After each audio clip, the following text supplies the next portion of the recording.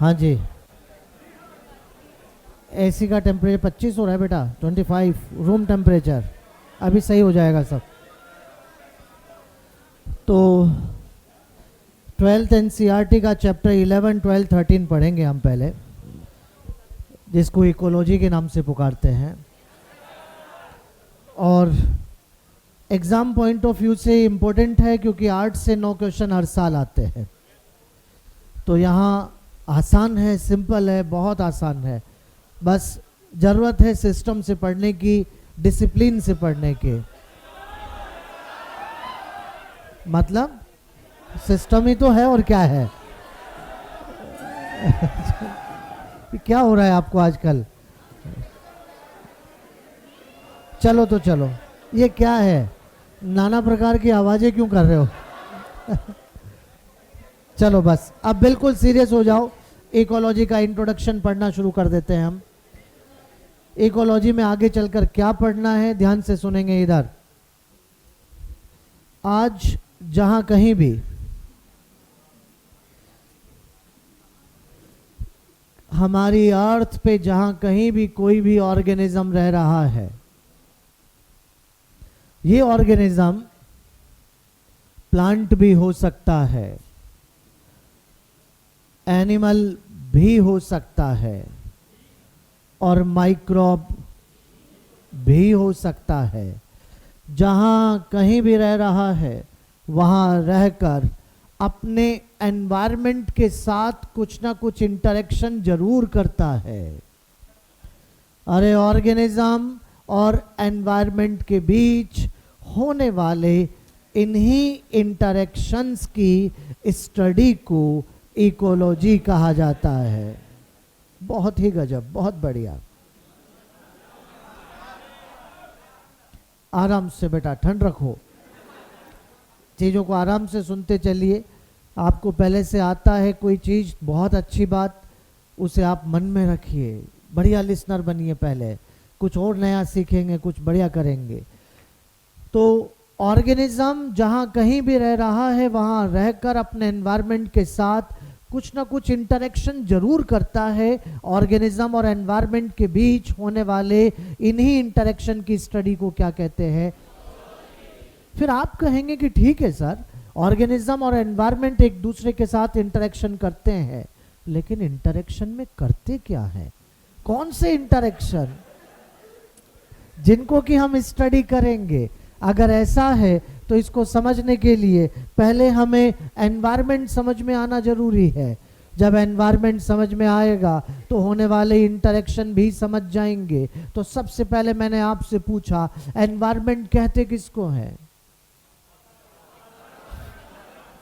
वातावरण को कहते हैं। बहुत बढ़िया बेटा। एनवायरनमेंट मतलब सराउंडिंग है, जो हमारे आसपास है वो हमारा एनवायरनमेंट है। और हमारे आसपास क्या, जितने भी लिविंग और नॉन लिविंग है वही तो एनवायरनमेंट है। क्या हमारी सराउंडिंग में जो भी लिविंग है, क्या आज उनको मैं यहाँ पर बायोटिक कह के रिप्रेजेंट कर दूं। जो भी नॉन लिविंग है, क्या उसको ए बायोटिक कह के रिप्रेजेंट कर दूं। बायोटिक में लिविंग आ रहे हैं, और अगर लिविंग आ रहे हैं तो क्या यहाँ पर प्लांट, एनिमल, माइक्रोब होंगे।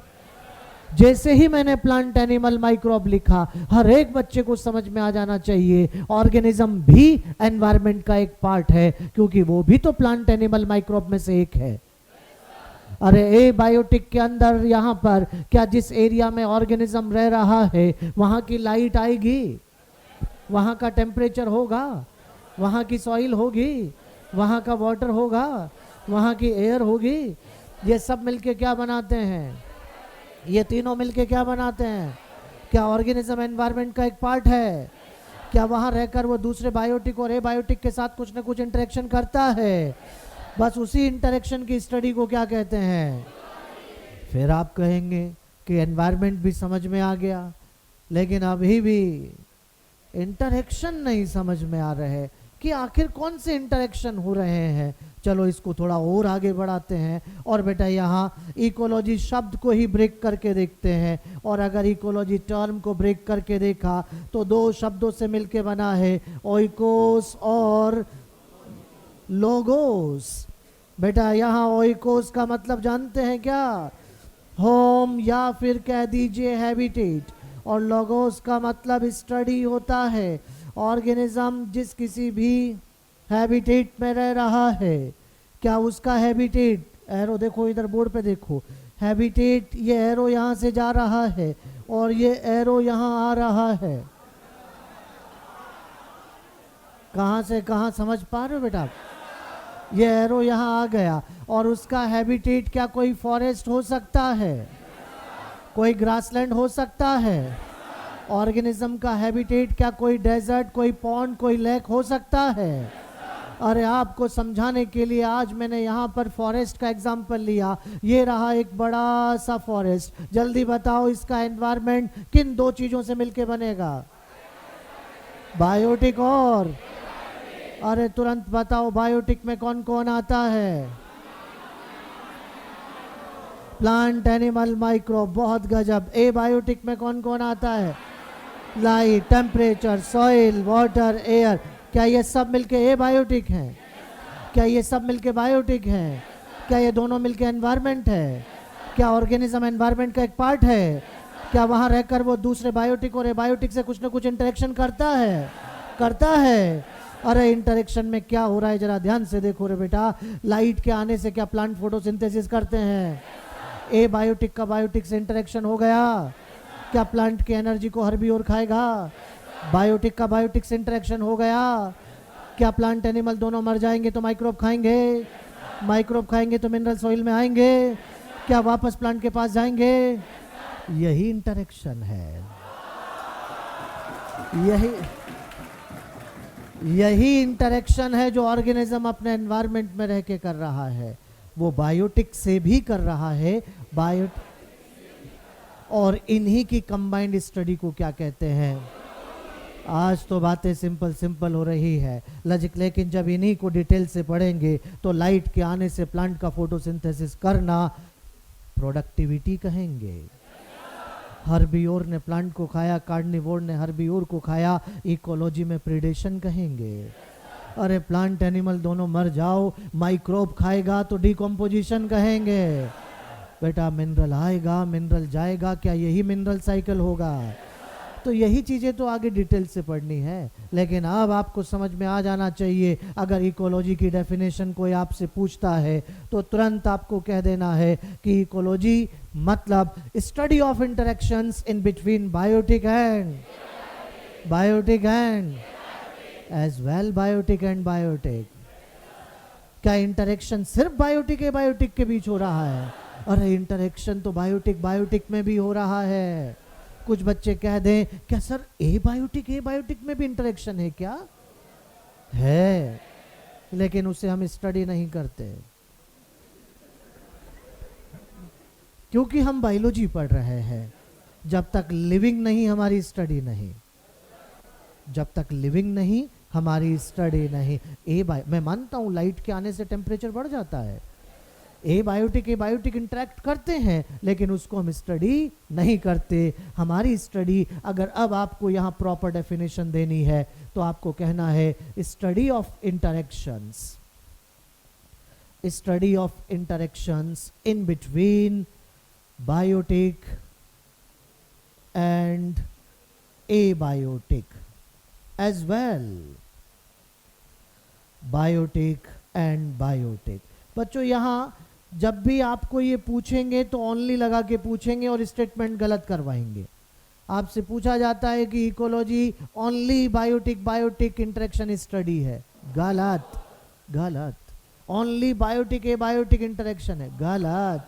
यहाँ पर ये बायोटिक भी है, बायोटिक भी है, और सबके कंबाइंड स्टडी को ही क्या कहते हैं? आज सबसे पहले आते ही हमने बोर्ड पे लिखा ऑर्गेनिज्म। इसका मतलब इकोलॉजिकल स्टडी की शुरुआत कहां से हो रही है? लेकिन लिखना बंद, लेकिन इसके पहले भी तो इंटरेक्शन हो रहे हैं बहुत। अरे एटम से इंटरेक्ट करके मॉलिक्यूल बनाता है, मॉलिक्यूल से इंटरेक्ट करके कंपाउंड बनाता है, कंपाउंड से इंटरेक्ट करके कॉम्प्लेक्स कंपाउंड बनाता है, कॉम्प्लेक्स कंपाउंड आपस में इंटरैक्ट करके सेल बनाते हैं, और सेल्स आपस में इंटरैक्ट करके टिश्यू इंटरैक्ट करके ऑर्गन इंटरैक्ट करके ऑर्गन सिस्टम से ऑर्गेनिज्म बन रहा है। अगर ऐसा है तो इंटरेक्शन तो बहुत पहले से हो रहे हैं, फिर शुरुआत मैंने ऑर्गेनिज्म से ही क्यों की? गजब गजब, बहुत बढ़िया बेटा, मैं समझ गया। राइट फ्रॉम एटम, एटम से लेकर अब तक की सीक्वेंस में ऑर्गेनिज्म वो सबसे छोटी लिविंग यूनिट है जो एनवायरनमेंट में होने वाले चेंज के अगेंस्ट रेस्पॉन्ड करता है। बच्चे मन में सोच रहे हैं कि सबसे छोटी लिविंग यूनिट तो सेल होती है, तो मैं कहूँगा ऑर्गेनिज्म भी तो यूनिसेलुलर होता है। अरे सही है क्या?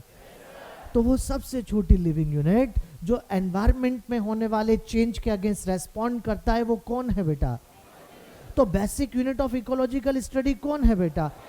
ऑर्गेनिज्म। और जब कई सारे एक जैसे ऑर्गेनिज्म एक एरिया में आकर इंटरेक्ट करेंगे तो क्या पॉपुलेशन बनती है? जब डिफरेंट पॉपुलेशन इंटरेक्ट करती है तो क्या कम्युनिटी बनती है? ओहो, इंटरेक्शन का लेवल बढ़ रहा है तो टर्म बदल रही है। अकेला एक है तो क्या कहा? ऑर्गन।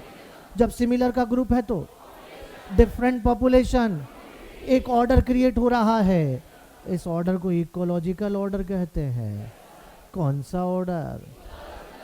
इस ऑर्डर की शुरुआत कहां से होगी? ऑर्गेनिज्म से। ऑर्गेनिज्म से ही क्यों समझा दिया है मैंने। इसकी शुरुआत कहां से करनी है? और ये ऑर्डर खत्म कहां होगा अभी हम देखेंगे, लेकिन अभी तक जो कहा इंट्रोडक्शन सब बच्चों को क्लियर है। कुछ बातें डायरेक्ट याद करने की है बच्चों आपकी, जैसे यहां पर term ecology given by Haeckel and father of ecology.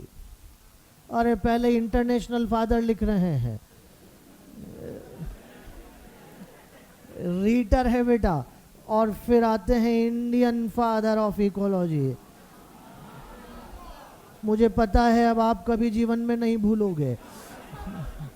RD. Mishra, Ramdev Mishra है बेटा। तो यहाँ यही यही यही रामदेव बेटा, रामदेव मिश्रा है। तो जल्दी नोट कर लीजिए, तुरंत आगे बढ़ते हैं। फिर हो गया क्या यहाँ तक? जल्दी, तुरंत।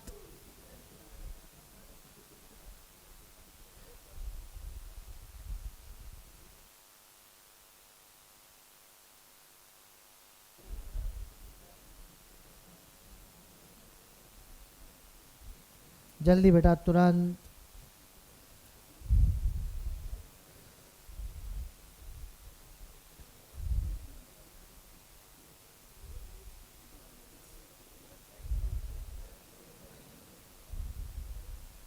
अगले पत्ते पे आ जाइए।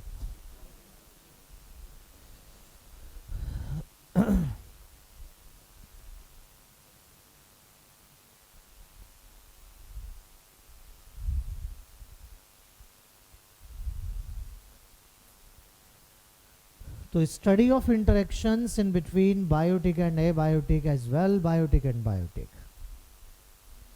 यही इकोलॉजी है बेटा, स्टडी है इकोलॉजी।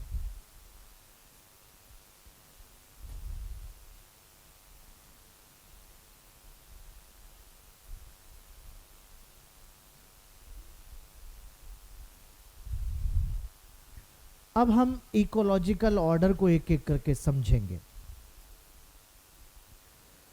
ऑर्गेनिज्म, पॉपुलेशन, कम्युनिटी, जो भी आगे, इकोसिस्टम, बायोम, बायोस्फीयर। चलते हैं आगे।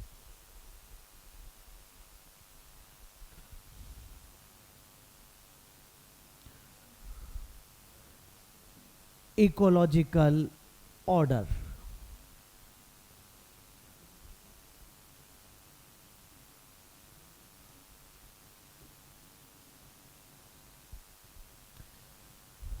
इसे लिखने से पहले एक बात सुन लीजिए। अगर आप नोट कर रहे हैं तो अपनी नोटबुक को लैंडस्केप कर सकते हैं नए पेज में।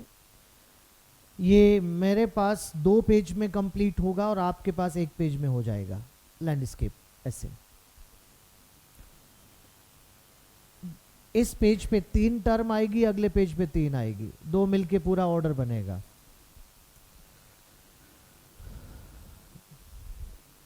कोई दिक्कत नहीं, आधा पेज हुआ है तो अगले पत्ते पे चलो, कंजूसी नहीं बेटा।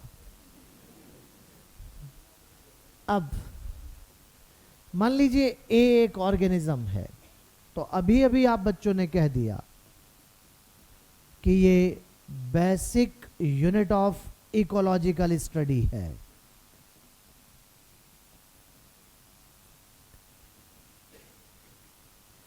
ये smallest unit of ecological order है। डायरेक्ट क्वेश्चन ऐसे ही पूछे जाते हैं। Smallest unit of ecological order. Organism छोटा भी हो सकता है, ऑर्गेनिज्म बड़ा भी हो सकता है, ये यूनिसेलुलर भी हो सकता है और मल्टी सेलुलर भी हो सकता है।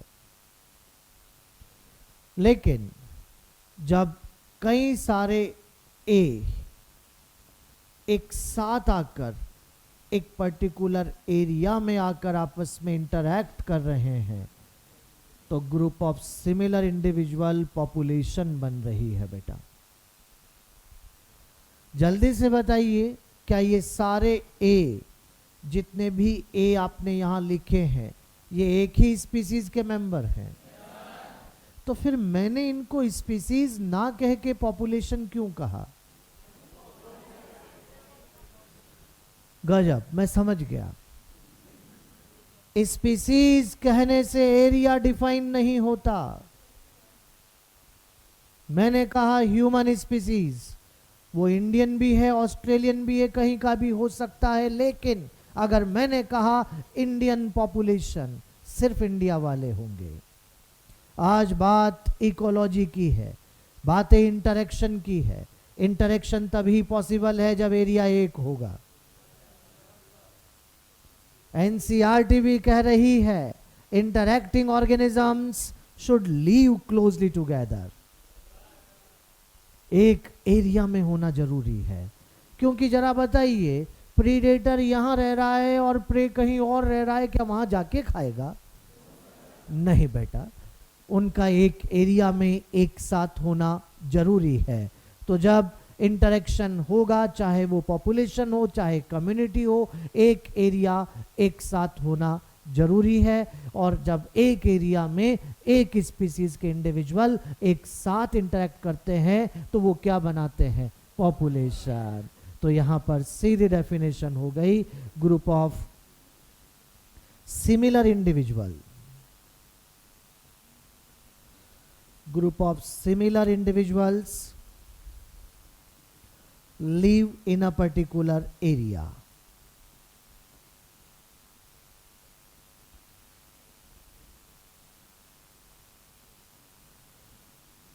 अब एक और बात सुनो, population similar group of individual से बन रही है। वो इंडिविजुअल चाहे सेक्सुअल रिप्रोडक्शन से आए हों, चाहे एसेक्सुअल रिप्रोडक्शन से आए हो, बस सिमिलर इंडिविजुअल का ग्रुप पॉपुलेशन बना रहा है। इस बात से फर्क नहीं पड़ता कि वो सेक्सुअली रिप्रोड्यूसिंग है या एसेक्सुअली। जब मैं स्पीसीज को डिफाइन करता हूं तो इस तरह की बातें करता हूं कि वो सेक्सुअली आइसोलेटेड है, वो दूसरों से इंटरब्रीड नहीं करते, एक स्पीसीज के मेंबर में ही इंटरब्रीडिंग होती है। वो तो स्पीसीज की डेफिनेशन है, पॉपुलेशन की थोड़ी है। पॉपुलेशन में तो सेक्सुअल रिप्रोडक्शन हो या एसेक्सुअल हो, बस एक स्पीसीज के मेंबर एक एरिया में एक साथ रहते हैं तो क्या बनती है? पॉपुलेशन। ठीक बात। लेकिन यहां पर ए भी रह रहा है, बी, सी, डी। जब डिफरेंट पॉपुलेशंस एक साथ आकर एक दूसरे के साथ इंटरेक्शन, एक एरिया में आकर रहती है, इंटरेक्शन करती है, तो क्या बनती है? बताओ बेटा, जल्दी बताओ। क्या कम्युनिटी बनने के लिए प्लांट, एनिमल, माइक्रोब तीनों का साथ होना जरूरी है? कोई जरूरी नहीं। डिफरेंट स्पीसीज का होना जरूरी है।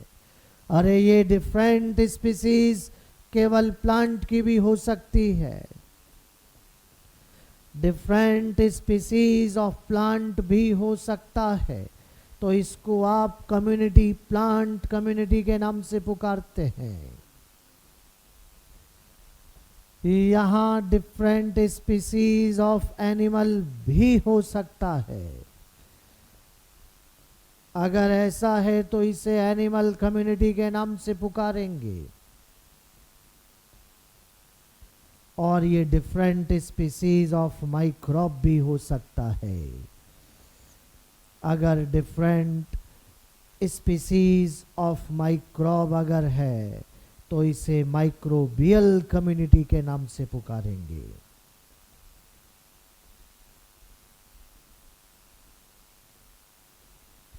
और तीनों एक साथ, बहुत अच्छी बात, बायोटिक कम्युनिटी के नाम से पुकारते हैं। Biotic community, plant community plus animal community plus microbial community, तीनों को एक साथ मिलाकर बायोटिक कम्युनिटी बन रही है। तो कम्युनिटी फॉर्मेशन के लिए ग्रुप ऑफ डिफरेंट स्पीसीज का होना जरूरी है, ग्रुप ऑफ डिफरेंट पॉपुलेशन का होना जरूरी है। वो different species, plant, animal, microbe, तीनों की ही हो ऐसा जरूरी नहीं है। लेकिन अब एक बात याद रखना, एग्जाम में आता है कि एक कम्युनिटी है, आपके लिए प्लांट, एनिमल, माइक्रोब तीनों है, क्योंकि आप पहले अच्छा सोचते हैं। एग्जामिनर को कुछ और पूछना होगा तो वो लिख के दे देगा, लेकिन जब तक वो लिख के ना दे, आपके लिए तो प्लांट, एनिमल, माइक्रोब तीनों मिलके ही कम्युनिटी बनाते हैं। लेकिन आप ये भी जानते हैं कि कम्युनिटी बनने के लिए तीनों का ही होना जरूरी नहीं है, ये भी आप जानते हैं। लेकिन आप, जब आपसे कहा जाए एक कम्युनिटी है, तो आपके लिए प्लांट, एनिमल, माइक्रोब तीनों हैं। लेकिन क्या तीनों ही मिलके कम्युनिटी हमेशा बनाते हैं, आप ये भी जानते हैं। तो दोनों कंसेप्ट आपके क्लियर रहना चाहिए। लेकिन मैं फिर आपसे कह दूं, एग्जाम में लिखा आता है एक कम्युनिटी, आप पहले क्या सोचोगे? Biotic community, animal, microbe, plant, सब। एग्जामिनर को कुछ और पूछना है तो लिख के दे देगा, जब तक वो लिख के नहीं दे तब तक हमारे लिए तो तीनों ही मिलके कम्युनिटी बनाते हैं। लेकिन हमारा ये कंसेप्ट भी क्लियर है कि कम्युनिटी बनने के लिए तीनों का ही साथ होना जरूरी नहीं है। बहुत गजब, 3 स्टेप हुई है अभी तक, तीनों में केवल बायोटिक ही आया है अभी तक। अकेला एक ऑर्गेनिज्म है, सिमिलर का ग्रुप, पॉपुलेशन है, डिफरेंट पॉपुलेशन, कम्युनिटी है। यहाँ अब बेटा अगर इसी के अंदर ए बायोटिक भी अगर इन्वॉल्व हो जाए, ए बायोटिक भी अगर आ रहा है, तो किसी भी पर्टिकुलर एरिया में जब बायोटिक और ए बायोटिक आपस में इंटरेक्शन करते हैं तो इकोसिस्टम बनता है। आज तो बिल्कुल सीधा कह देना, जहां जहां भी बायोटिक, ए बायोटिक इंटरेक्शन है, वहां वहां इकोसिस्टम है। चाहे आपकी क्लासरूम ही क्यों ना हो, क्लासरूम में आप हैं बायोटिक, यहाँ की हवा, सांस खींची छोड़ी, इंटरेक्शन हो गया, इकोसिस्टम बन गया। चाहे आपकी पानी की बोतल ही क्यों ना हो, बोतल में पानी, ए बायोटिक, बैक्टीरिया, बायोटिक, दोनों इंटरेक्शन, इकोसिस्टम। तो बेटा जहां जहां भी बायोटिक, ए बायोटिक इंटरेक्शन होगा, वहां इकोसिस्टम बन रहा है। बेटा एक बात बताओ, अभी मैं एनवायरनमेंट बोल रहा था तब भी बायोटिक, ए बायोटिक ही बोला।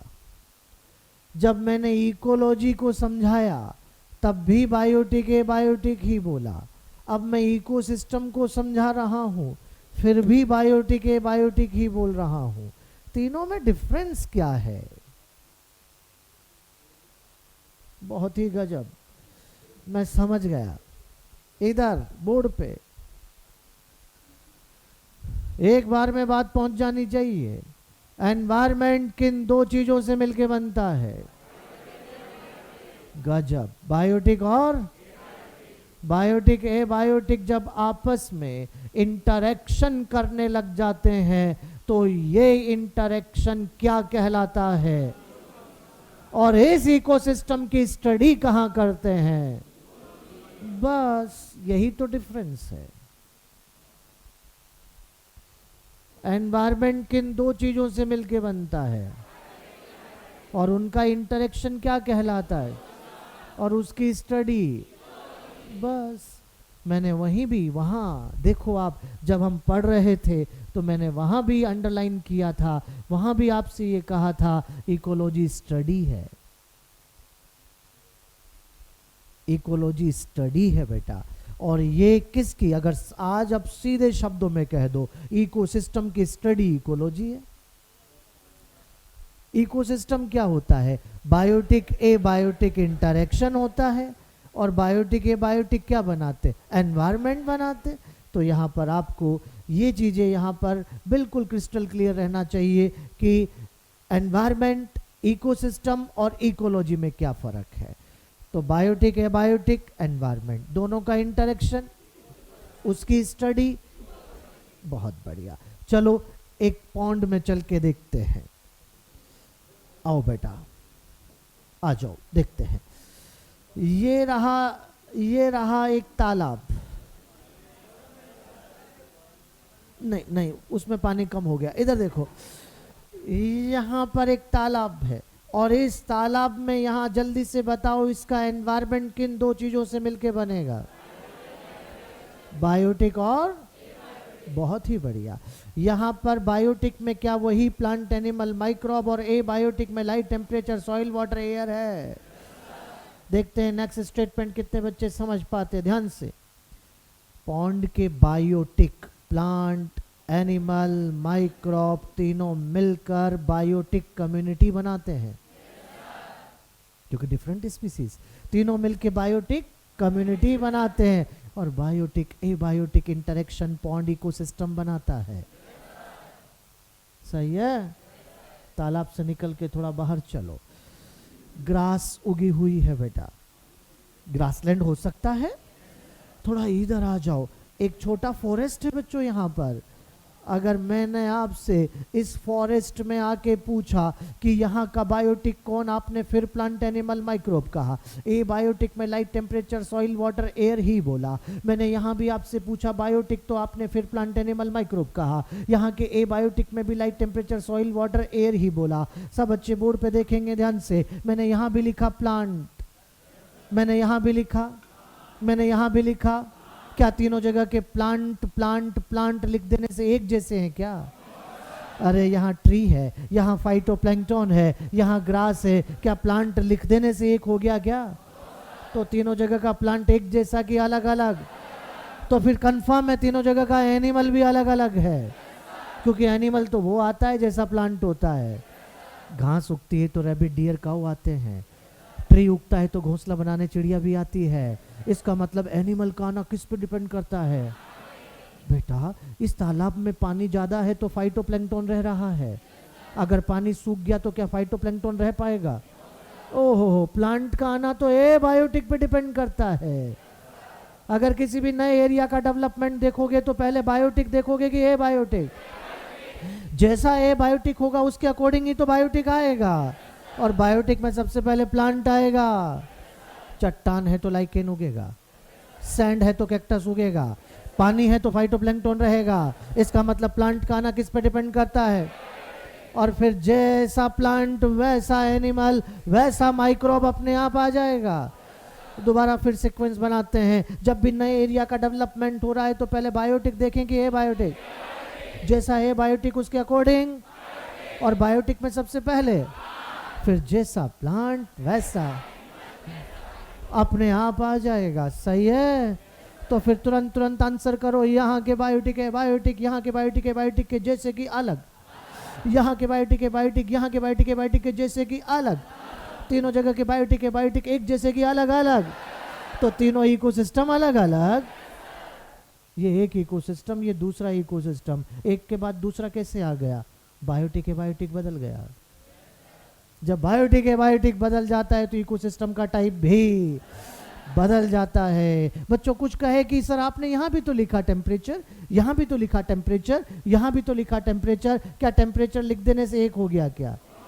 रेंज अलग अलग है। मैंने यहाँ भी तो लिखा ना लाइट, मैंने यहाँ भी लिखा लाइट, यहाँ भी लिखा लाइट, क्या लाइट लिख देने से एक हो गया क्या? इंटेंसिटी अलग अलग है। इसका मतलब समझ जाओ, जब एक इकोसिस्टम के बाद दूसरा आया है इसका मतलब बायोटिक है बायोटिक बदला है बेटा। अब आगे चलते हैं, यहां से फॉरेस्ट से निकलकर चलते हैं तालाब की तरफ। चलें बेटा? रास्ते में एक एरिया ऐसा जरूर आएगा जहां फॉरेस्ट खत्म होगा और तालाब शुरू होगा। क्या बीच में दीवार खींची है क्या? दुनिया में एक भी इकोसिस्टम ऐसा नहीं है जिसके एग्जैक्ट फिक्स बाउंड्री हो। जब एक इकोसिस्टम खत्म और दूसरा शुरू होता है तो दोनों आपस में ओवरलैप करते हैं। ओवरलैप का मीनिंग समझ में आ रहा है? ओवरलैप का मीनिंग है जहां इधर वाले भी है और इधर वाले भी है, और जब दोनों होंगे तो यहाँ पर समझ जाइए इस ओवरलैपिंग एरिया में दोनों तरफ की वेजिटेशन होगी। तो ऐसे एरिया को आप यहाँ इकोटोन कहते हैं। कौन सा टोन? क्या इकोटोन सिर्फ यहीं होगा कि इधर भी होगा? यहाँ भी इधर वाली वेजिटेशन भी होगी, इधर वाली वेजिटेशन भी होगी, और अगर दोनों है तो इसको किस नाम से पुकारा है? क्या इकोटोन एक इकोसिस्टम है? हाँ, जहां जहां बायोटिक है बायोटिक इंटरेक्शन है वहां वहां इकोसिस्टम है। फिर मैंने इकोटोन क्यों कह दिया इसको? दो अलग अलग इकोसिस्टम का ओवरलैपिंग है, इसलिए इकोटोन कह दिया। यहां पर बच्चों समझ जाइए, ये दो अलग अलग इकोसिस्टम का ओवरलैपिंग है, इसलिए इकोटोन के नाम से पुकारा। यहाँ की डाइवर्सिटी कम की ज्यादा? क्यों ज्यादा? दोनों तरफ की वेजिटेशन है, दोनों तरफ के ऑर्गेनिज्म है, तो वहां वैरायटी ज्यादा होगी तो डाइवर्सिटी भी ज्यादा होगी। इकोसिस्टम बहुत छोटा भी हो सकता है और बहुत बड़ा भी हो सकता है। बहुत छोटा, पानी की एक बूंद भी अपने आप में एक इकोसिस्टम है, क्योंकि बूंद में पानी है तो एबायोटिक है, बैक्टीरिया है तो, और दोनों है तो इकोसिस्टम है। अरे इकोसिस्टम बहुत बड़ा भी हो सकता है। जब इकोसिस्टम बहुत बड़ा हो जाता है तो उसे क्या कहते हैं? बायोम के नाम से पुकारते हैं। Biome group of different ecosystem है या single large ecosystem? Very good, single large ecosystem है biome, group of different ecosystem नहीं है। जैसे कि फॉरेस्ट एक इकोसिस्टम है तो ट्रॉपिकल रेन फॉरेस्ट बायोम। जैसे बड़े बड़े डेजर्ट्स थार सहारा क्या है? बायोम। बड़े बड़े ओशियंस क्या है? बायोम। एरिया बड़ा हो गया है, बायोम। जब एरिया बड़ा हो जाता है तो बीच में माइनर वेरिएशन आ सकते हैं। बहुत सरल सीधा एग्जाम्पल है, बड़े ओशियन में बीच में आइलैंड हो सकते हैं। क्या आइलैंड ओशियन है? माइनर वेरिएशन है। अरे एनसीईआरटी पहले लिख रही थी, अब तो हट गया वहां से। बायोम में रीजनल और लोकल वेरिएशन होते हैं। रीजनल और लोकल वेरिएशन का मतलब यही है कि ओशन में आइलैंड और बड़े फॉरेस्ट में तालाब भी तो हो सकता है। क्या तालाब फॉरेस्ट है? वो वहाँ का माइनर वेरिएशन है। तो बच्चों इस तरह से माइनर वेरिएशन आ सकते हैं क्योंकि एरिया बड़ा हो गया है। और अब आप ऐसी जगह पे आ गए हो जहाँ सारे इकोसिस्टम सारे बायोम मिलकर बनती है बायोस्फीयर, मतलब कंप्लीट अर्थ बेटा यहाँ पर आ रही है। क्या बायोस्फीयर भी एक इकोसिस्टम है? जहां जहां बायोटिक है बायोटिक इंटरेक्शन है वहां वहां इकोसिस्टम है। फिर आप कहेंगे कि सर आपने उसको भी इकोसिस्टम कह दिया, इसको भी कह दिया, इसको भी कह दिया तो एग्जाम में आएगा तो कैसे पहचानेंगे? लिख के देगा। अगर कहा इकोसिस्टम तो पहले वही है, लार्ज इकोसिस्टम, ग्लोबल इकोसिस्टम। कहा ना मैंने, लिख के देगा। अगर ग्लोबल इकोसिस्टम लिख के दिया है तो वो बायोस्फीयर हो जाएगा। तो बेटो यहाँ पर याद रखो, इस बात को क्लियर रखो कि जब भी एग्जाम में इकोसिस्टम, केवल इकोसिस्टम लिखा आता है तो वही समझना है, लार्ज बायोम, ग्लोबल बायोस्फीयर। तो जब मैं ऑर्गेनिज्म, बताओ जल्दी बताओ, अकेला एक है तो क्या कहा? सिमिलर का ग्रुप क्या है? डिफरेंट पॉपुलेशन क्या है? बायोटिक है, बायोटिक इंटरेक्शन, बड़ा इकोसिस्टम, ग्लोबल इकोसिस्टम। जब आप वहां से यहां तक आए तो जल्दी से आंसर कीजिए, वहां से यहां तक आने में साइज कम हुई कि ज्यादा? कॉम्प्लेक्सिटी कम हुई कि ज्यादा? बहुत ही बढ़िया, कॉम्प्लेक्सिटी बढ़ रही है और साइज भी बढ़। ये बात यहाँ पर एक और टर्म हम बीच में यूज करेंगे बेटा, लेकिन उसके पहले एक बात सुन लो, इधर इधर इधर। मैंने 3 टर्म यहां लिखी, 3 टर्म यहां लिखी, टोटल 6 है, लेकिन एनसीईआरटी कहती है कि बेसिक 4 है, डायरेक्ट 4 नहीं, बेसिक 4 है। और जो बेसिक 4 है वो कौन कौन सी है? Organism, population, community, biome. आप कहें इकोसिस्टम क्यों नहीं लिया? बायोम एक इकोसिस्टम है और सारे बायोम मिलके क्या बनाते? बायोस्फीयर। इसलिए बीच वाला टर्म यूज किया है। तो बेसिक 4 कौन कौन सी, दोबारा बताओ? Organ, biome. ये एनसीईआरटी के हिसाब से है। यहाँ सब बच्चे ध्यान रखेंगे, बीच में एक और टर्म हम यूज कर रहे हैं इकोसिस्टम के बाद, बाहर बाहर लिख रहे हैं, और वो है लैंडस्केप।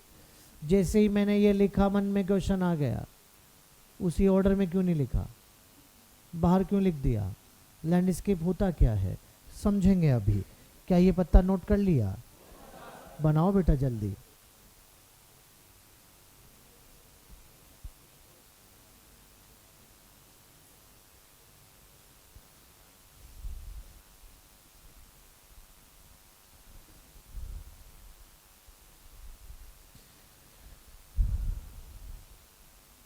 हाँ, सबको लिखने दीजिए।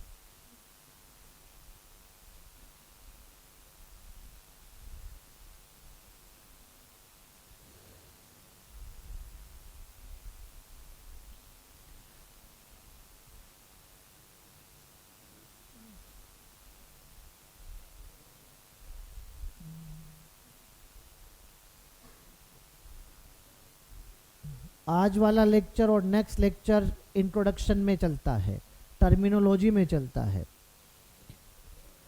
सब आएगा जहाँ जहाँ तक पढ़ा देंगे। सिलेबस बता दिया जाएगा आपको, बस फिर क्या है।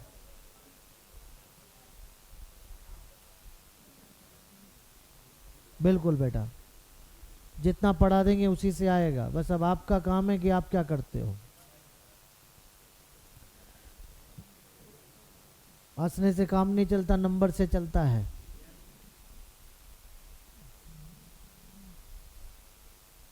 अब तो सिलेबस भी कम है इस बार। माइनर कौन सा, पहला है कि दूसरा है? पहला माइनर है, सिलेबस कम है, तो इसमें तो आर पार हो जाना चाहिए बिल्कुल ही।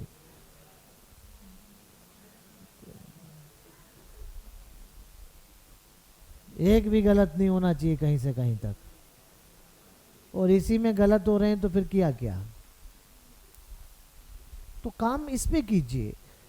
आपको पूरा डेडिकेशन रखना है कि कुछ बातें सर सिर्फ बोल गए, लिखे नहीं। 4 महीने बाद मुझे घर पे पढ़ना है, वहां दोबारा सर पढ़ाने नहीं आएंगे। तो मुझे वो पेज देख के सारी बातें याद आनी चाहिए। अगर कुछ एक्स्ट्रा लिखना पड़े तो मैं अपने शब्दों में वहां लिख लूं, किसी को थोड़ी दिखाने हैं मेरे नोट्स, मुझे खुद को पढ़ने हैं भाई। तो वो बातें खुद, ये तभी हो पाएगा जब अटेंटिव रहेंगे, ये तभी हो पाएगा जब आपस में बातें ना करके बोर्ड पे देखते रहेंगे, शब्दों को सुनेंगे।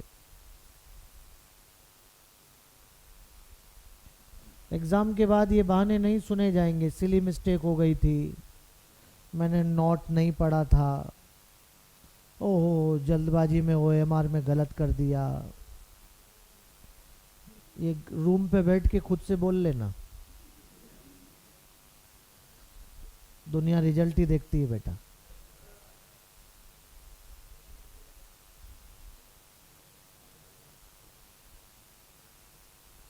और रिश्तेदार तो रिजल्ट भी नहीं देखते, वो तो सीधा ही पूछते हैं पास हुआ कि फेल।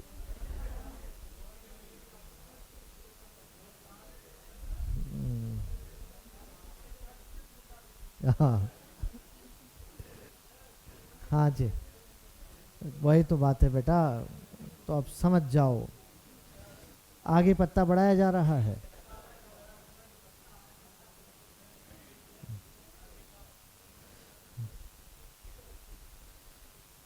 क्योंकि अभी से ही आपके क्लास के बच्चे बहुत कैजुअल हो चुके हैं। ठीक है, चलता है, नहीं कोई मोटिवेशन नहीं।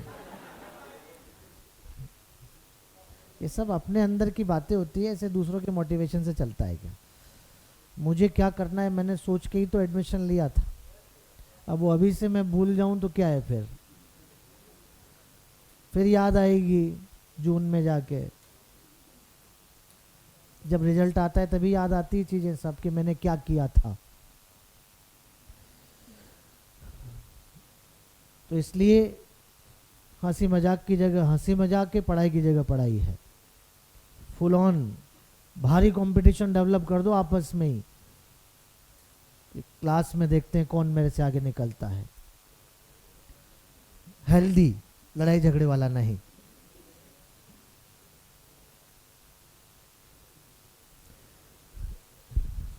और पढ़ाई की चीजें एक दूसरे से बांटने से बढ़ती है। ये मानसिकता मत रखना कि मैं इसको ये बता दूंगा तो इसको आ जाएगा। एक दूसरे से डिस्कस करने से चीजें बढ़ती है, पढ़ाई में कम नहीं होती है। आपका ज्ञान आपसे कोई नहीं छीन सकता बेटा। चलिए जी, तो लैंडस्केप क्या है इसके बारे में जानते हैं। नेक्स्ट, यहां तक हो गया है।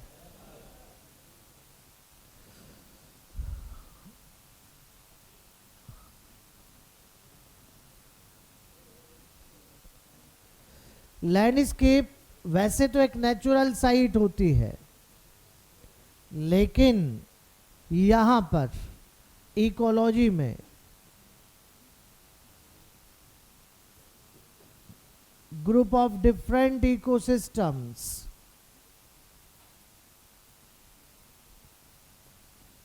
surrounded by natural boundary,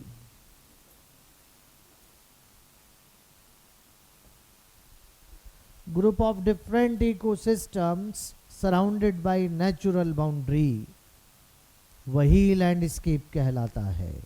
जैसे बहुत सीधा एग्जाम्पल है, यही ले लेते हैं हम कि हमारे पास एक एरिया है जो पहाड़ों से घिरा हुआ है, बड़े बड़े माउंटेन्स यहाँ पर है। ये सन नहीं है, इस एरिया को ऊपर से देख रहे हैं, पहाड़ों से घिरा हुआ एरिया है। और यहाँ बीचों बीच में हमने देखा कि एक झील यहाँ पर है, ग्रास भी उगी हुई है। कोई भी बालक या बालिका मेरे से ना पूछे कि ये एरिया कहाँ है, ये इमेजिनरी एरिया है। फॉरेस्ट भी है, यहाँ कुछ दलदल मार्श भी है, कुछ सैंड डेजर्ट भी है छोटा। अगर ऐसा है तो aquatic ecosystem, grassland ecosystem, forest ecosystem, marshland ecosystem, sand ecosystem, group of different ecosystem surrounded by natural boundary. अब आप कहेंगे कि सर पहाड़ भी तो एक इकोसिस्टम है, उसे बाउंड्री क्यों कहा? पहाड़ ऐसा इकोसिस्टम है जिसने इस एरिया को पास वाले एरिया से ज्योग्राफिकल सेपरेट कर दिया है। इस एरिया का क्लाइमेट पास वाले एरिया के क्लाइमेट से थोड़ा अलग हो गया क्योंकि बीच में ऊंचे ऊंचे पहाड़ आ गए हैं। अरे सही है। और जो इस तरह का ज्योग्राफिकल सेपरेशन क्रिएट करता है वही बाउंड्री कहलाता है। हर बार बाउंड्री बड़ा पहाड़ ही बनाए जरूरी नहीं, ओशियन भी हो सकता है। वैसे तो इमेजिनरी एग्जाम्पल है, रियल एग्जाम्पल लेना है तो ज्यादा दूर क्यों जाते हो? इंडिया को ही देखो, नॉर्थ ईस्ट हिमालय, साउथ में ओशियन, नेचुरल बाउंड्री क्या नहीं है हमारे पास? रेन फॉरेस्ट है, डेसिडुअस है, कॉनिफर है, स्नो है, डेजर्ट है, मार्शलैंड है। गजब का डाइवर्स लैंडस्केप है इंडिया। बायोडाइवर्सिटी में एनसीईआरटी लिख रही है इंडिया डाइवर्स लैंडस्केप है देन स्कैंडिनेवियन कंट्री नॉर्वे, ऐसा लिखा है वहां। तो डाइवर्स लैंडस्केप क्यों है इंडिया? आज ही समझ जाइए, क्योंकि यहाँ group of different ecosystem surrounded by natural boundary. अब आपका काम शुरू होता है। आज हम लैंडस्केप को कंपेयर कर रहे हैं बायोम से बेटा, और अगर बायोम से इसको कंपेयर करेंगे तो पहला कंपैरिजन कॉम्प्लेक्सिटी में हो रहा है। किसकी कॉम्प्लेक्सिटी ज़्यादा? लैंडस्केप की ज़्यादा है और बायोम की, क्योंकि बायोम एक बड़ा इकोसिस्टम है, landscape group of different ecosystem है, और जहाँ डिफरेंट है वहाँ वैरायटी ज़्यादा, तो फिर कॉम्प्लेक्सिटी भी। दूसरा कंपैरिजन कर रहे हैं साइज में, और साइज के मामले में लैंडस्केप छोटा और बायोम बड़ा है। फिर आप कहेंगे कि सर अभी अभी पूरे इंडिया को आपने लैंडस्केप कह दिया और आप कह रहे हो कि साइज में छोटा है, ऐसे कैसे? आओ एक छोटा एग्जांपल लेते हैं। ट्रॉपिकल रेन फॉरेस्ट आज कट जाने के बाद भी अर्थ के 6% एरिया को बनाता है। 6% एरिया, 6% एरिया कवर करता है ट्रॉपिकल रेन फॉरेस्ट। हमारा इंडिया टोटल अर्थ एरिया का 2.4% है, लगभग 3 इंडिया हो जाए। अगर ऐसा है तो समझ जाइए यहाँ पर साइज के मामले में बायोम बड़ा है और लैंडस्केप छोटा है। कॉम्प्लेक्सिटी में कौन बड़ा? साइज में कौन बड़ा? तो फिर आराम से इधर ध्यान से देखिए, यहाँ पर अगर मैं केवल इस ऑर्डर में केवल कॉम्प्लेक्सिटी पे ध्यान दूं, साइज पे नहीं, केवल कॉम्प्लेक्सिटी पे ध्यान दूं तो लैंडस्केप बायोम के बाद आएगा। केवल साइज पे ध्यान दूं तो लैंडस्केप बायोम से पहले आएगा। और अगर दोनों को एक साथ कंसीडर करके चलूं तो कहीं नहीं बाहर आएगा। तभी तो बाहर रखा हुआ है, क्योंकि दोनों चीजें वो एक साथ फॉलो नहीं कर रहा, इसलिए बेटा उसको अलग से हमने बाहर रख दिया है। हाँ, ग्रुप ऑफ डिफरेंट इकोसिस्टम है तो ये तो कंफर्म हो गया कि इकोसिस्टम के बाद है, लेकिन हर बार बायोम से पहले हो जरूरी नहीं, क्योंकि केवल कॉम्प्लेक्सिटी देखूंगा तो बायोम के बाद, केवल साइज तो पहले, और दोनों एक साथ लेके चले तो बाहर ही रखो, ज़्यादा बढ़िया है। तो यहाँ पर ये लैंडस्केप सब बच्चे नोट कर लेंगे। अगर हम ऐसा कह दें तो भी गलत नहीं कि ecosystem is a unit of landscape.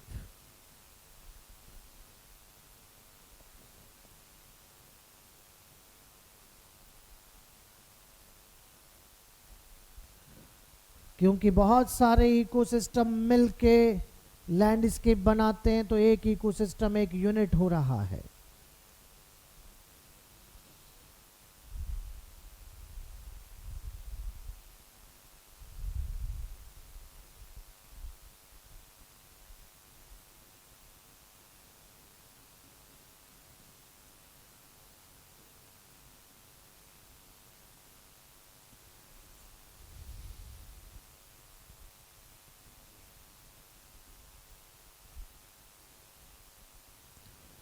बेटा यही इकोलॉजिकल ऑर्डर अब एक एक करके डिटेल से पढ़ेंगे। ऑर्गेनिज्म, पॉपुलेशन, कम्युनिटी, बस यही इकोलॉजी है। अब आगे इनका बेसिक मीनिंग तो हमें समझ में आ गया, इन्हीं को आगे डिटेल से पढ़ना है। लेकिन उसके पहले एग्जाम्पलर में एक क्वेश्चन है, ऑटेकोलॉजी, पहला ही क्वेश्चन दिया है। ऑटेकोलॉजी क्या होता है? तो ये ब्रांचेस ऑफ इकोलॉजी है बेटा, ऑटेकोलॉजी, सिनिकोलॉजी।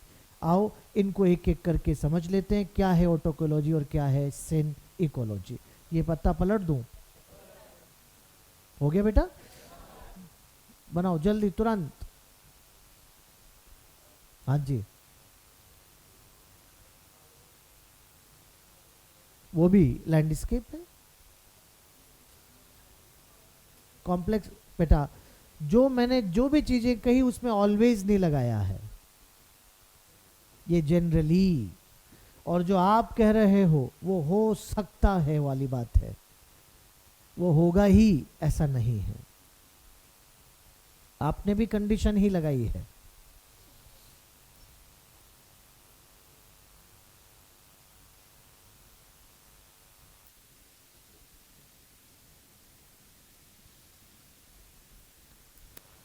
इसके बाद अब यहां ब्रांचेस ऑफ इकोलॉजी। इकोलॉजी की दो ब्रांचेस हैं बेटा, एक तो होती है ऑटेकोलॉजी और एक होता है सिन इकोलॉजी।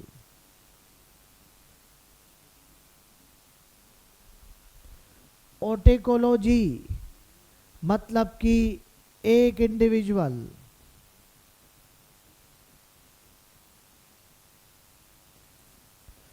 या एक स्पीसीज का उसके एनवायरनमेंट के साथ इंटरेक्शन स्टडी किया जा रहा है। स्टडी, अगर एक इंडिविजुअल या एक स्पीसीज का एनवायरनमेंट के साथ इंटरेक्शन स्टडी किया तो उसे ऑटेकोलॉजी में करेंगे। लेकिन अगर आपने ग्रुप ऑफ डिफरेंट स्पीसीज का उसके एनवायरनमेंट के साथ इंटरेक्शन स्टडी किया तो उसे आप सिन इकोलॉजी में करेंगे। एग्जाम्पल सुनो ताकि बात समझ में आ जाए। जब ग्लोबल वार्मिंग हो रही है तो फर्क सब पे पड़ रहा है। ग्लोबल वार्मिंग है तो फर्क सब पे पड़ रहा है। एक दिन मैंने आपसे कहा कि ग्रासलैंड में जाओ और रैबिट की एक स्पीसीज का नाम लिया, उस पे ग्लोबल वार्मिंग का क्या फर्क पड़ा, स्टडी करो। बताओ आप सिन इकोलॉजी कर रहे हैं कि ऑटेकोलॉजी?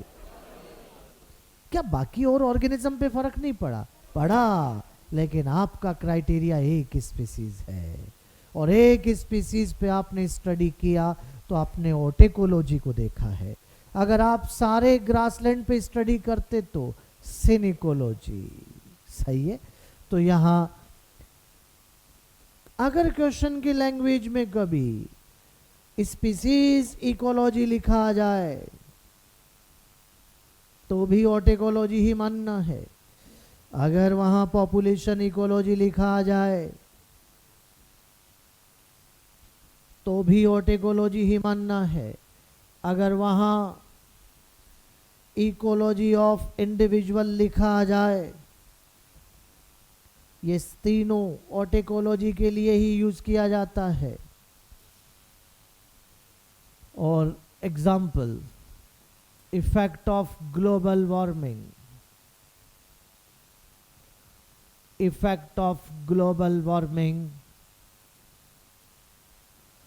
ऑन ह्यूमन, एक स्पीसीज का नाम लिखा तो ऑटेकोलॉजी हो जाएगा।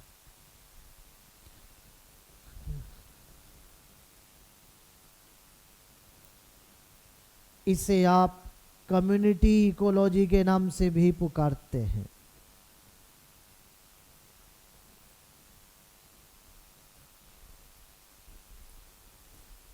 जैसे इफेक्ट ऑफ ग्लोबल वार्मिंग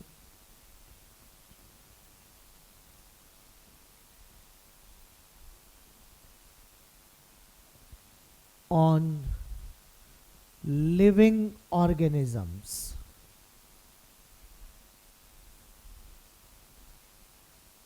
अगर आपने लिविंग ऑर्गेनिज्म मतलब डिफरेंट स्पीसीज को लिया है तो सिन इकोलॉजी है।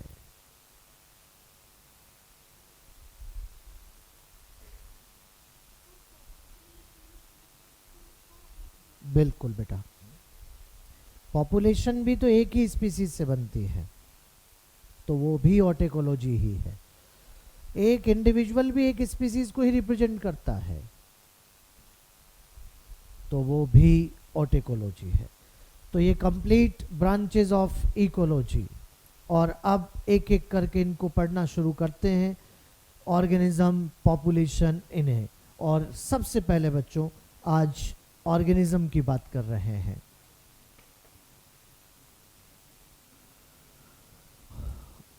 ऑर्गेनिज्म में बस एक स्टेटमेंट याद होना चाहिए, at organism level ecology physiological ecology होता है।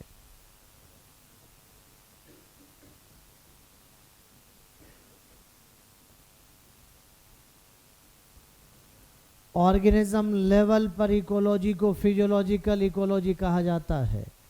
क्या मीनिंग है इस बात का, आओ समझते हैं।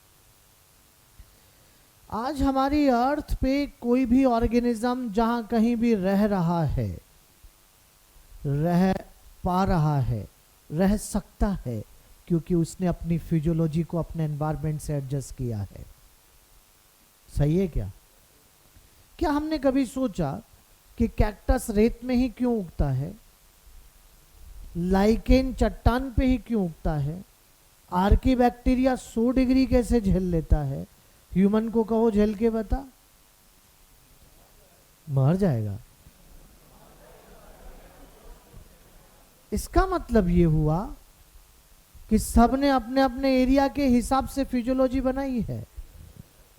अगर उसके एनवायरनमेंट में कोई चेंज आता है तो कह देना ऑर्गेनिज्म से फिजियोलॉजी बदल ले। एनवायरनमेंट बदला तो फिजियोलॉजी बदलना पड़ेगा। अगर वो फिजियोलॉजी बदल सकता है तो ही रहेगा, नहीं तो मर जाएगा। अरे आज हमने कहा कि जब भी किसी नए एरिया का डेवलपमेंट होता है तो सबसे पहले बायोटिक देखते हैं कि ए बायोटिक, जैसा ए बायोटिक उसके अकॉर्डिंग। और बायोटिक में सबसे पहले क्या डायरेक्ट पेड़ उग जाएगा, डायरेक्ट घास उग जाएगी? उग सकता है अगर वहाँ क्या एनवायरनमेंट पेड़ के अकॉर्डिंग हो, ग्रास के अकॉर्डिंग हो, मतलब फिजियोलॉजी वैसी रखने वाला ऑर्गेनिज्म आएगा जैसा एनवायरनमेंट है। ये बातें समझ पा रहे हैं क्या आप? चलिए तो एक एग्जांपल लेते हैं। मान लीजिए हमारे पास 2 एरिया है। एक तो है बेटा फ्रेश वाटर, बोर्ड पे ही देखिए, अभी नोट कीजिएगा। एक है यहाँ पर मराइन वाटर। जल्दी बताओ, यहाँ का सॉल्ट कॉन्सेंट्रेशन वहां से, यहाँ का सॉल्ट कॉन्सेंट्रेशन। मान लीजिए कोई ए यहाँ रह रहा है, कोई बी यहाँ रह रहा है। क्या इस ए ने अपनी बॉडी के ऑस्मोटिक प्रेशर को इसके अकॉर्डिंग एडजस्ट किया है? क्या इस बी ने अपनी बॉडी के ऑस्मोटिक प्रेशर को इसके अकॉर्डिंग एडजस्ट किया है? क्या ऑस्मोटिक प्रेशर फिजियोलॉजी है? दोनों ने अपने अपने एरिया की फिजियोलॉजी बना रखी है। जिस दिन मैं इस ए को उठाकर इधर पटक दूं तो मरना पहला रास्ता नहीं है। जीवन में बहुत संघर्ष है बेटा। कहो इस ए से ऑस्मोटिक प्रेशर बदल, अगर बदल लेगा तो रह लेगा, और नहीं बदल पाया तो बहुत बढ़िया बेटा, बहुत बढ़िया। अब मुझे एक बात बताओ, नेक्स्ट स्टेटमेंट पहुंचना बहुत जरूरी है। मान लीजिए ये ए अपने इलाके का बहुत बड़ा प्रीडेटर है, खूब खाता है यहाँ, लेकिन जैसे ही मैंने इसको उठाकर इधर पटका, जाते ही खाना शुरू करेगा कि पहले ऑस्मोटिक प्रेशर बदलेगा? तो नेक्स्ट स्टेटमेंट का जवाब मिलना चाहिए, जैसे ही ऑर्गेनिज्म को नया एनवायरनमेंट मिला, क्या उसका पहला इंटरेक्शन फिजियोलॉजी का है? पहले रहने लायक तो बन जा। तू प्रीडेटर है, तू पैरासाइट है, तू जो भी है बाद में होगा, पहले रहने लायक बनना पड़ेगा, और रहने लायक बनने के लिए फिजियोलॉजी बदलना पड़ेगा। इसका मतलब जब भी कोई नया एरिया किसी ऑर्गेनिज्म को मिलता है, तो क्या उसका पहला इंटरेक्शन फिजियोलॉजी का होता है? तो ऑर्गेनिज्म लेवल पर पहली बार इकोलॉजी स्टडी कहां से शुरू होती है? तभी तो उसको क्या कहते हैं? Physiological ecology. अरे आप आ रहा है क्या? जैसे हम प्लेन्स में रहने वाले जब पहाड़ों पे जाते हैं, तो हमें भी तो एक नया एनवायरनमेंट मिलता है। वहाँ का एटमॉस्फेरिक प्रेशर, वहाँ ऑक्सीजन अवेलेबिलिटी, तो हमारी बॉडी में कुछ सिम्टम आने लग जाते हैं। क्या क्या आता है? और फटीग, हार्ट पाल्पिटेशन, इन सब को मिला के एल्टीट्यूड सिकनेस कहते हैं। तो हम भी क्या उस बदले हुए एनवायरनमेंट के हिसाब से फिजियोलॉजी बदलते हैं? आरबीसी काउंट, हीमोग्लोबिन की ऑक्सीजन से बाइंडिंग कैपेसिटी है कम हो जाती है, हीमोग्लोबिन से ऑक्सीजन की रिलीजिंग कैपेसिटी बढ़ जाती है। गजब, बहुत बढ़िया। ब्रीथिंग रेट बढ़ जाती है। समझ जाओ, बदले हुए एनवायरनमेंट के साथ हमने भी तो फिजियोलॉजी को बदला। ये बातें फिजियोलॉजी में बताएंगे सर आपको। लेकिन ऑर्गेनिज्म को जैसे ही एक नया एनवायरनमेंट मिला, क्या उसका पहला इंटरेक्शन फिजियोलॉजिकल लेवल पर है? तो इसी को कहा at organism level ecology, physiological ecology. यहाँ तक की बातों में कोई दिक्कत? इसके बाद बेटा अब पॉपुलेशन आ रही है, और पॉपुलेशन की चर्चा करेंगे हम अगले एपिसोड में। आज के लिए इतना ही ठीक है।